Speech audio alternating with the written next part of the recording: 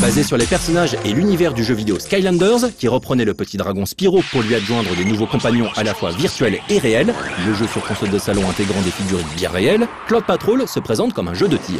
Un tap-top en fait, où l'on appuie sur des trolls pour les dégommer, tout en évitant de toucher les bombes qui traversent l'écran et les projectiles qui nous foncent dessus.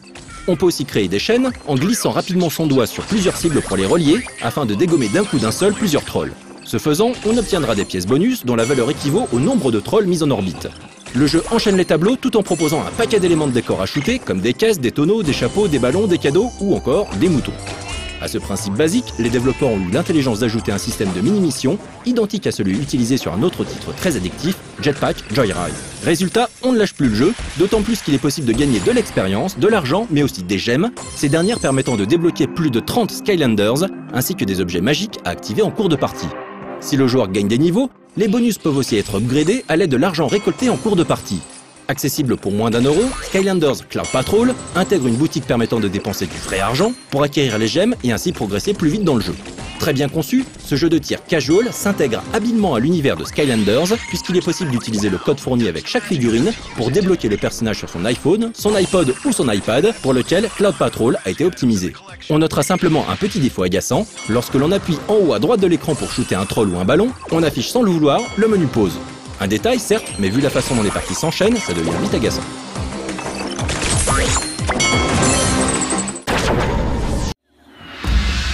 Également annoncé sur Android, Total War Battles Shogun est pour le moment disponible sur les plateformes iOS.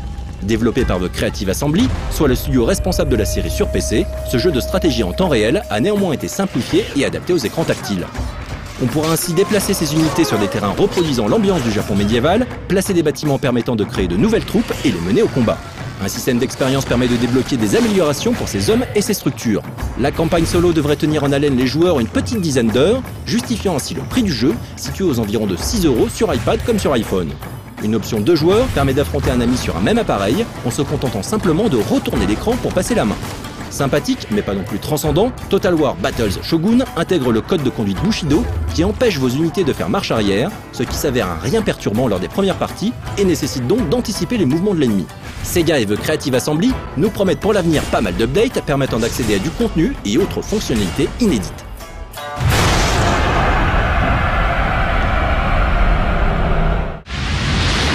Ceci est un doigt.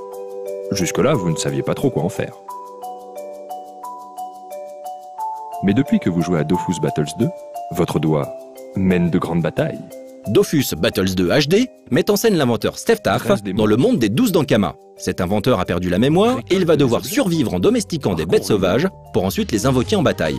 En pratique, on incarne Steph dans des niveaux où il doit atteindre une étoile, mais des adversaires lui barrent la route. Steph peut cependant invoquer devant lui des alliés avec par exemple au début du jeu, le chacha sauvage, qui fait des dégâts et vole des points de vie.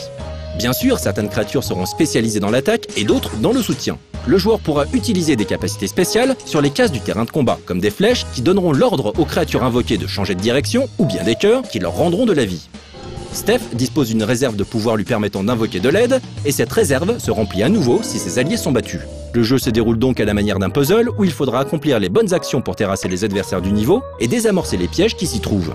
Comme on ne contrôle pas son équipe directement, mais via des cases, le jeu peut présenter des temps morts pendant la partie où l'on devra replacer ou réinvoquer ses troupes.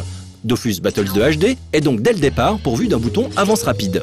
Il sera possible de débloquer de nouveaux équipiers au fur et à mesure de l'histoire, en résolvant des puzzles et d'acheter des objets augmentant la capacité de son armée. La réalisation est très agréable, avec des graphismes soignés et des animations qui ne sont pas en reste. Dofus Battles 2 HD a ses petits défauts, comme certaines longueurs pendant les batailles, mais c'est une série agréable qui a le mérite d'être novatrice dans le puzzle game. Vous levez des armées entières en levant un seul doigt. Mais bon, si vous n'avez pas de doigt, vous n'avez pas de doigt. Dofus Battles 2. Un doigt pour les contrôler tous.